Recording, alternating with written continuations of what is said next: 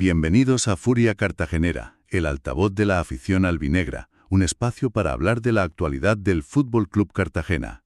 Podcast número 36. Y menudo programa nos espera hoy. Madre mía, lo que hemos tenido que ver hoy. De verdad que hay días que la cabeza da vueltas, y no hay paracetamol en toda la región que arregle el desastre de fin de semana que nos hemos tragado. Totalmente. Ha sido duro. Que quede claro desde el primer segundo. Este es un espacio con alma de grada, no de prensa. Aquí no venimos a poner paños calientes ni a leer comunicados oficiales con voz de corbata. La actualidad del FC, sin trampa ni cartón, servida con garra, de frente. Porque lo de la derrota frente al Atlético madrileño ha sido para tirarse de los pelos. Ha sido una jornada que deja un pozo de muchísima preocupación. Y no solamente por el resultado final, sino por el análisis profundo de cómo se derrumba el equipo en los instantes finales y, bueno, lo que eso destapa a nivel estructural. Ya, es que es flagrante. Claro, hoy vamos a cruzar tres fuentes fundamentales para entender la magnitud del problema. Hemos revisado la cinta del partido en Alcalá de Henares con lupa. Luego hemos diseccionado la rueda de prensa posterior de Íñigo Vélez. Y, lo más crítico de todo, hemos acudido al registro mercantil para analizar las cuentas oficiales depositadas por la Sociedad Anónima Deportiva. Exacto. Vamos apretandico en la tabla, pero hay que espabilar, porque el margen de error ya es un lujo que no nos podemos permitir. Hoy el menú tiene muchísima tela. Bastante tela. Arrancamos con ese varapalo tremendo en el descuento, que por cierto es la primera derrota de la era Íñigo Vélez. De ahí saltaremos al rompecabezas táctico, el auténtico drama que se nos viene para el próximo partido en el Cartagonova frente al sanluqueño. Un partido que es una final, las cosas como son. Tal cual. Pero ojo, que aquí también sudamos la camiseta y hay motivos para sonreír.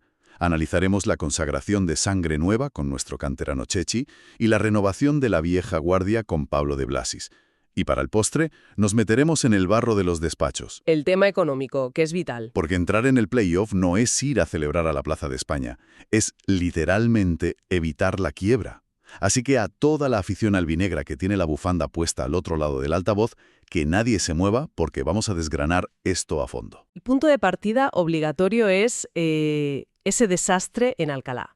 Porque, a ver, hay derrotas que son accidentes, pero esta se sintió como una consecuencia inevitable de una serie de decisiones en el campo. Bueno, vamos a desgranar esto, porque el equipo estuvo aguantando a pura y caico hasta el minuto 91.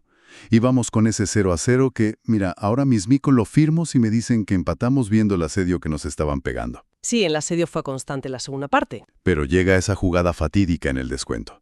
Metemos un pelotazo a campo rival, el central de ellos, Puric, es el último hombre y se lía con el control. Y ahí está Ortuño.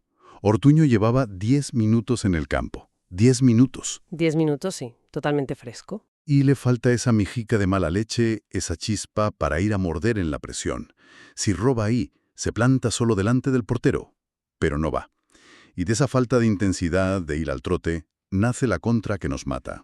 Transición rápida, llegan a nuestra área, centro al segundo palo, dejadita atrás, y Miguel Cubo llega como un obús y nos clava una volea que nos deja tiritando. Es que es un fallo en cadena terrible. Y luego, para coronar la tarde, penalti absurdo de Imanol Bacéis con el tiempo ya cumplido, Rafa Llorente engaña a Lucho y 2-0. Sinceramente, nos han meado en la segunda parte. Iban más perdidos que un pulpo en un garaje. Lo que revela esa jugada del minuto 91 es un fallo sistémico en la transición defensiva. Si analizamos el planteamiento, Íñigo Vélez apostó por primera vez en toda la temporada por repetir exactamente el mismo once inicial que jugó contra el Teruel. Un once clavado. Exacto. Esa decisión tiene una lectura clara. El técnico buscaba consolidar un bloque bajo, muy junto, priorizando no encajar sobre la generación de juego. Pero claro, el plan hace aguas cuando el volumen ofensivo del rival es tan abrumador. Es que no salíamos de la cueva. El equipo de Fernando Torres dominó los tiempos, tuvo 11 remates totales y, atención, 5 clarísimos entre los 3 palos solo en la segunda mitad. Si el Cartagena llega con vida a ese descuento, no es por solidez defensiva, es única y exclusivamente por una actuación heroica bajo palos. Sanlucho García. Le ha dado un pelotazo a la puerta de la titularidad que le ha quitado el puesto a Iván Martínez con toda la razón del mundo. Lo que paró ese muchacho nos mantuvo con respiración asistida. Es que firmó 5 paradas, que son auténticos manuales de cómo debe comportarse un portero en situaciones de inferioridad numérica. Hay una jugada paradigmática, el mano a mano de Rafa Llorente. Y Manuel Vaz pierde la marca, se queda totalmente descolgado, rompiendo el fuera de juego, y Llorente entra solo. Yo ahí ya cantaba el gol, te lo juro. Todos lo cantábamos. Pero Lucho no se queda hundido en la portería. Sale a achicar el ángulo de tiro con una velocidad de piernas brutal, haciéndose enorme. Y poco después saca un misil de Belotti desde la frontal del área que iba directo a la escuadra.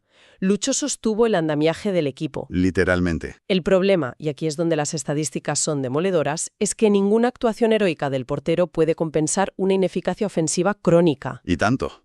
4 partidos seguidos sin ver puerta. El equipo está más seco que la mojama. Y mira que tuvimos la de Rubén Serrano. Esa jugada. Una jugada de estrategia pura y dura. Centro medido al segundo palo, la defensa del Athletic que se queda mirando, el balón le cae a Rubén en la zurda, en el área pequeña, y en un escorzo que todavía no me explico, la manda al larguero. Ni con una escalera rematas eso peor cuando lo tienes todo a favor para empujarla. Fue clamoroso, la verdad. Pero a ver, aquí hay una cosa que enciende a la grada.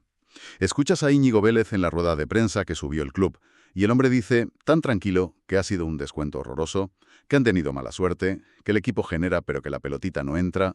¿Es de verdad mala suerte o es que estructuralmente este equipo no sabe cómo atacar? Pues a ver, esa es la excusa clásica cuando el análisis táctico falla.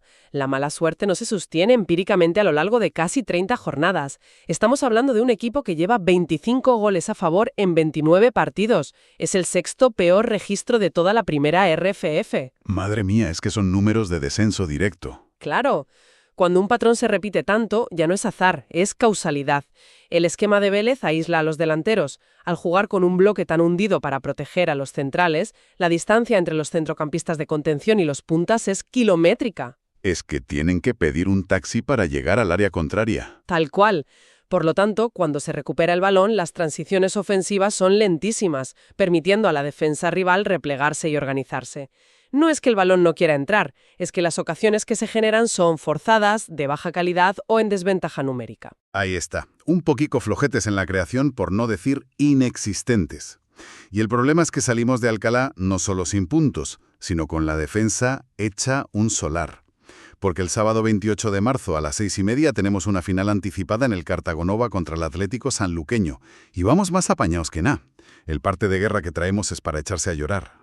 Es que las consecuencias disciplinarias del partido en Alcalá destruyen por completo la pizarra para el próximo fin de semana. Íñigo Vélez pierde a 3 pilares fundamentales de un plumazo. Un desastre. Marc Jurado, expulsado con roja directa.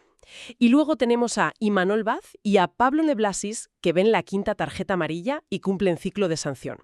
Para poner en contexto el drama, a ver, Imanol Vaz era el ancla de la defensa, lo había jugado absolutamente todo esta temporada, cada minuto. Y de Blasis es el termómetro del equipo.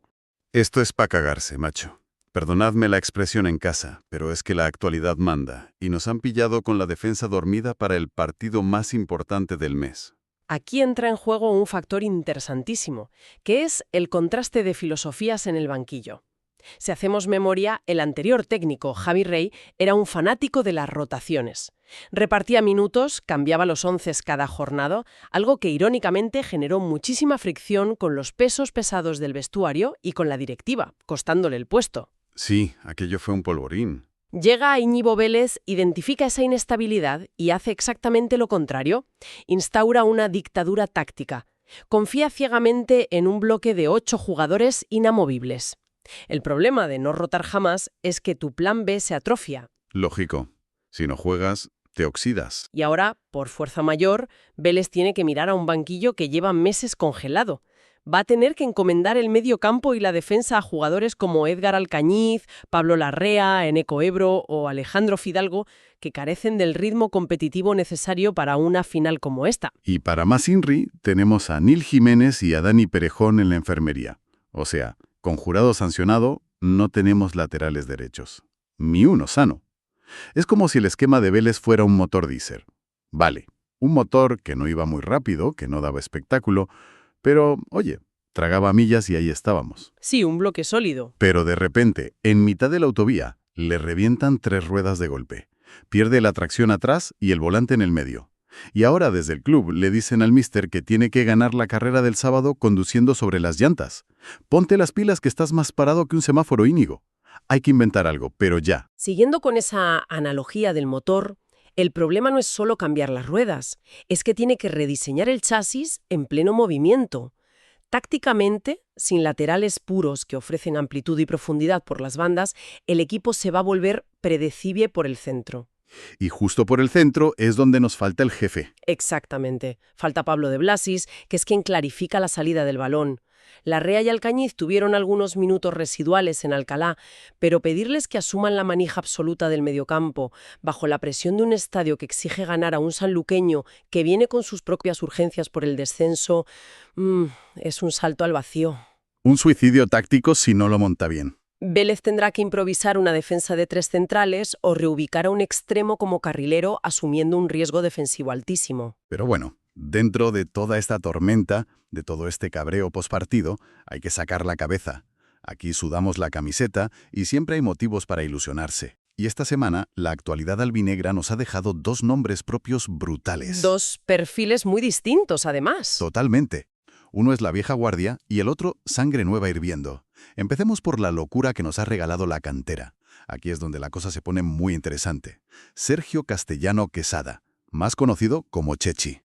Un zagal de 18 añicos, criado en la Escuela de Fútbol de Santa Ana, respirando el aire de nuestra tierra. ¿Qué pecha a correr se ha pegado ese chaval este fin de semana? El desarrollo de los acontecimientos con este chico en las últimas 48 horas es digno de estudio. Es la demostración de cómo el talento irrumpe cuando menos te lo esperas. Es que es de película de Hollywood. Escucha la afición esto, porque tela. El sábado coge el autobús, se va a Yecla con el Liga Nacional Juvenil. Juega, marca un doblete espectacular, ganan 1-3 y dejan al juvenil frotándose las manos para ascender a División de Honor. Un partidazo, vamos. Cualquier zagal de su edad, después de ese desgaste, se iría el domingo a descansar, a comerse un buen caldero al Mar Menor para celebrarlo. Pues no. Menos de 24 horas después, le llega la llamada, convocado con el Cartagena B. Derbi murciano de tercera RFF, nada menos que contra el Imperial del Murcia. Palabras mayores ya. Minuto 74. El filial perdiendo en casa, atascadísimo. El míster lo manda al verde. Y en el minuto 86, y ojo a esto, hay un centro llovido al segundo palo, y el tío, en vez de controlarla, en vez de dudar, se saca una chilena antológica para empatar el derbi de primeras. Vaya golazo, chacho. La grada se venía abajo, y hasta sus compañeros se echaban las manos a la cabeza. Es que si conectamos este momento de brillantez individual con las necesidades estructurales del primer equipo, la irrupción de Chechi es un salvavidas. Estamos viendo a un delantero centro puro. No es un mediapunta reconvertido. Es un perfil de área, un rematador nato, que además ha experimentado un desarrollo físico notable en los últimos 12 meses. Se le ve con mucho porte, sí. Los números no mienten. Lleva 18 goles esta temporada, combinando sus apariciones entre el juvenil y el filial. Afortunadamente, la dirección deportiva ha tenido refiejos en los despachos. Menos mal porque nos lo roban. Ya te digo, ya han blindado al jugador renovando su contrato hasta el año 2028. Es cierto que, bueno, es hijo de José Luis Castellano, responsable de Inmogares, uno de los patrocinadores del club, pero vamos, el chico está derribando la puerta del primer equipo a base de goles y méritos indiscutibles sobre el césped. Mérito puro y duro, sin padrinos que valgan, cuando el balón entra por la escuadra. Y esto enlaza perfectamente con la otra cara de la moneda. Si Chechi es el futuro que ya está aquí empujando, en el centro del campo tenemos al ancla absoluta, a la jerarquía pura, el gran capitán, el chiquito. Estamos hablando, por supuesto, de Pablo de Blasis, 38 años a sus espaldas, y una trascendencia en el juego que desafía cualquier lógica biológica. La noticia de la semana es que ya existe un acuerdo verbal total con el director deportivo, Javier Hernández, para extender su vinculación con el club hasta 2027. Una noticia fantástica para el cartagenerismo. Sin duda, pero lo fascinante de la figura de Blasis no es solo lo que aporta en distribución de balón y liderazgo, sino la intrahistoria política de su regreso al club. Hay que recordar que es el extranjero con más partidos en la entidad, con 124 encuentros. Sí, 100 partidos sudando la camiseta. Pero hay que contar la verdad entera, que la anterior directiva no lo quería ver ni en pintura. Exactamente. Su retorno este pasado verano fue una apuesta personalísima, casi una cabezonería, del actual presidente Alejandro Arribas. Lo trajo en contra del criterio frontal de la cúpula anterior, formada por Paco Belmonte y Manuel Sánchez Breis, con quienes el argentino terminó su primera etapa con evidentes tiranteces. Y vaya si las hubo. Y la resistencia no terminó ahí, ojo. El propio Javi Rey, al principio de esta temporada, intentó marginarlo. Lo condenó al banquillo, dándole solo 6 titularidades, y el plan de la dirección técnica era darle la baja fulminante en el mercado de enero, alegando un supuesto bajo rendimiento. Me río yo del bajo rendimiento. El tiempo y el fútbol han puesto a cada uno en su sitio. Con Íñigo Vélez, De Blasi se ha convertido en el faro del equipo, lidera la presión, oxigena el juego junto a Jan Jules, no sufre lesiones musculares y su nivel de arraigo es tal que ya ha anunciado que fijará su residencia definitiva en San Pedro del Pinatar cuando cuelgue las botas. Un cartagenero más, adoptado por nuestra tierra. Pero fijaros bien en la radiografía que nos acaba de quedar del equipo. Y aquí lanzo esta reflexión al aire para toda la afición. Tenemos una sequía goleadora terrorífica, con un esquema atascado. Y resulta que nuestras dos grandes esperanzas son un zagal de 18 años que acaba de sacarse el carné de conducir y un mediocentro de 38 años que se tiene que multiplicar por 4 en cada partido. ¿Es lógico? Deportivamente es una anomalía tremenda. Hay que echarle más huevos que el salmorejo. Los que tienen 25 o 28 años en esa plantilla tienen que dar un paso al frente ya, que parece que van con la siesta encima algunos. El análisis es certero. Delegar la responsabilidad de la salvación o del ascenso en los extremos generacionales del vestuario es una negligencia en la planificación deportiva. No puedes depender de la épica constante, de que un chaval de marque de chilena o un veterano te corra 10 kilómetros por partido. Totalmente de acuerdo. Y la urgencia de que la clase media de la plantilla despierte no se limita solo al terreno de juego, porque si levantamos la alfombra y miramos los balances del club, el rendimiento deportivo es la única barrera que separa ahora mismo a la sociedad anónima deportiva de un auténtico cataclismo institucional. Entonces, ¿qué significa todo esto? Porque a veces parece que esto de cuadrar las cuentas lo arreglamos con 2 cañas y una marinera, ya verás. Pero la realidad es mucho más oscura. Porque el que se piense que meternos en los puestos de playoff es solo para darle una alegría a la grada es que no sabe la bomba de relojería que tenemos montada en las oficinas. El abismo económico asusta muchísimo más que ver a la defensa temblando en un córner en el minuto 90. Para entender la gravedad de la situación, hay que explicar cómo funciona la viabilidad de una sociedad anónima deportiva en la primera RFF. Adelante con los números, que esto le interesa a todo el mundo. No es como el fútbol de hace 20 años, donde se acumulaba deuda indefinidamente. Aquí, el Consejo Superior de Deportes y la Federación imponen controles estrictos. Cuando Alejandro Arribas asume la presidencia, se encuentra con unos presupuestos heredados diseñados bajo el mandato de Paco Belmonte para la temporada 2025-2026. Y las cuentas anuales que acaban de ser depositadas en el registro mercantil son, financieramente hablando, una temeridad. Una locura, vamos. Muestran unos gastos fijos comprometidos de 4,1 millones de euros. Sin embargo, en la columna de ingresos la previsión máxima es de 3,7 millones. O sea, un agujero negro de 400.000 euros de salida, así, de entrada. Y eso, ojo, asumiendo que todos los ingresos previstos se cobren. Que esa es otra película que ya conocemos. Y ese es precisamente el núcleo crítico del problema. En esos 3,7 millones de ingresos, la antigua directiva incluyó partidas que son meramente especulativas. Concretamente, han presupuestado un ingreso de 150.000 euros provenientes exclusivamente de las taquillas de unos hipotéticos partidos de playoff de ascenso. Madre mía. Es decir, formularon un presupuesto legal y firmaron contratos basándose en un dinero de un playoff que, en agosto, nadie te garantiza que vayas a jugar. Contablemente es como cimentar un edificio sobre humo. Esto es de traca. Es vender la piel del oso no antes de cazarlo, antes de haber comprado la escopeta, chacho. Literalmente. En esta categoría, un desfase presupuestario de 400.000 euros no justificados puede acarrear desde el bloqueo de los derechos federativos, lo que impide fichar jugadores, hasta, en el peor de los escenarios, un descenso administrativo o la declaración de concurso de acreedores. La desaparición, vaya. Y para evitar ese precipicio, la directiva actual está aplicando parches de emergencia. Por un lado, intentan exprimir vías de negocio menores, la comercialización de la publicidad estática en las vallas LED del estadio, que apenas reporta 50.000 euros, las promociones en la tienda oficial y los ingresos por arrendamiento de las 2 cafeterías del estadio explotadas por Magnus Coffee. Cualquier euro cuenta. Rascando de donde se puede.